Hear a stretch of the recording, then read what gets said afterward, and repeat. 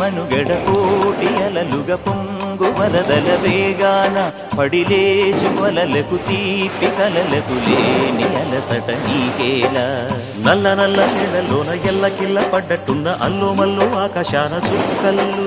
అమ్మాయంటి జాబిల్లమ్మ అబ్బాయంటి సూర్యుడమ్మ ఇంటి దీపాలవ్వాలంట దిక్కులు ఎవరికి వారే యమునకు నీరే